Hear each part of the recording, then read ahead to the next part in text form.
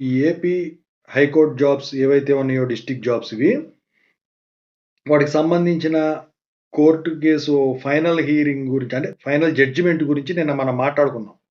So, అది dismiss చేయడం జరిగింది. ఇదంతా అయిపోయింది. అయితే ఇప్పుడు అభ్యర్థులు ఎవరైతే ఉన్నారో, సో, ఈ రిజల్ట్స్ కోసం అయితే వెయిట్ చేస్తా ఉన్నారు.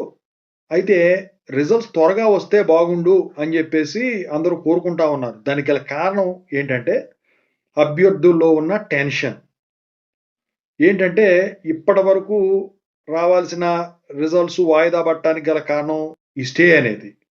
అయితే ఒకవేళ ఇప్పుడున్న పిటిషనర్స్ ఎవరైతే ఉన్నారో, వాళ్ళు ఫర్దర్‌గా మళ్ళీ అప్పీల్ చేయడానికి ఉంటుందా? అయితే ఇక్కడ ఏంటంటే అండి, ఆల్రెడీ ఇప్పుడు డివిజనల్ బెంచ్ నుంచే కదా ఇదంతా జరిగిపోయింది. సో, దానికి మళ్ళీ వీళ్ళు అప్పీల్ చేయటానికి ఉండదు. ఇక అప్పీల్ చేసుకోవాలంటే ఇప్పుడు ఏపీ హైకోర్ట్ నుంచి వచ్చింది కాబట్టి నెక్స్టు దానికన్నా హైయర్‌ది సుప్రీం కోర్ట్. సుప్రీం కోర్ట్‌లో అప్పీల్ చేసుకోవాలి. అయితే ఇప్పుడు సుప్రీం కోర్ట్‌లోనే ఉన్న కేసులే ఎక్కువున్నాయి.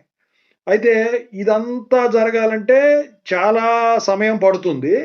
సో, అప్పటిదాకా రిజల్ట్స్ ఆగుతాయా అంటే మాత్రం ఖచ్చితంగా ఆగవు. సో, ఈలోపు మీకు రిక్రూట్‌మెంట్ గూడా జరిగిపోవటం జరుగుతుంది. అంటే స్కిల్ టెస్ట్‌లు ఇవన్నీ కండక్ట్ చేసేసి మిమ్మల్ని సీట్‌లో కూర్చోబెట్టే సమయం గూడా దగ్గరలోనే ఉంటుంది. సో, ఇక ఆ తర్వాత ఇక ఏం జేసినా గూడా ఇక ఇప్పుడు మొన్న ఏపీ డీఎస్‌సీది ఏదైతే ఈ దాన్నేమంటారు? ఆప్షన్స్. ఆప్షన్స్ ఉంటాయి గదా! ఇప్పుడు పోస్టులకి సంబంధించిన options first preference options. So, అది ఎలా అయిపోయిందో అలా అయిపోతుందనమాట. మీరు దాని గురించి బాధపడాల్సిన పని లేదు.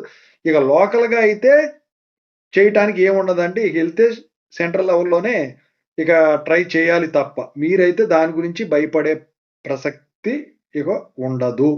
ఓకేనా? సో, రిజల్ట్స్ గురించి నేను తర్వాత చెప్తానండి. ఏంటంటే నాకు అక్యురేట్ డేటా అనేది తెలియలేదు. ఓకేనా? సో, ఇదండి ఓవరాల్‌గా అయితే. Anyway I wish all the best.